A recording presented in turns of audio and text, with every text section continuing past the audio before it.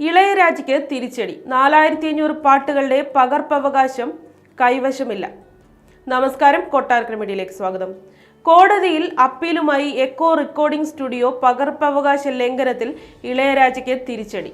ഇളയരാജയുടെ 4500 ഗാനങ്ങളിൽ അദ്ദേഹത്തിന് പ്രത്യേക അവകാശമുണ്ടെന്ന സിംഗിൾ ബെഞ്ച് ഉത്തരവിനെ വെല്ലുവിളിച്ചുകൊണ്ട് എക്കോ റെക്കോർഡിംഗ് സ്റ്റുഡിയോ മദ്രാസ് ഹൈക്കോടതിയിൽ അപ്പീൽ നൽകി. പ്രതിഫലം വാങ്ങിയതിനു ശേഷവും പാട്ടുകളുടെ മേൽ കമ്പോസർക്ക് അവകാശമില്ലെന്ന് എക്കോ റെക്കോർഡിംഗ് സ്റ്റുഡിയോ നൽകിയ ഹർജിയിൽ വ്യക്തമാക്കുന്നു. 1970-നും 1990-നും ഇടയിൽ രചിച്ച ഗാനങ്ങളുടെ പകർപ്പവകാശം ഇളയരാജയ്ക്ക് നൽകാനാവില്ല. കാരണം അവയുടെ അവകാശം നിലനിർത്തിയിട്ടില്ല. മാത്രമല്ല, AR റഹ്മാൻ ഇത്തരത്തിൽ അദ്ദേഹത്തിന്റെ പാട്ടുകളുടെ പകർപ്പവകാശം നേടിയെടുത്തത് പ്രത്യേകമായി കരാറുണ്ടാക്കിക്കൊണ്ടാണ്. ഇളയരാജയുടെ കാര്യത്തിൽ അങ്ങനെയൊരു കരാറില്ല.